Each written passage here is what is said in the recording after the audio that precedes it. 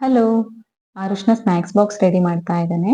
ಜ್ಯೂಸಿಗೆ ಅಂತ ಹೇಳಿ ಪುದೀನಾವನ್ನ ಉಪ್ಪು ನೀರಲ್ಲಿ ವಾಶ್ ಮಾಡ್ತಾ ಇದ್ದಾನೆ.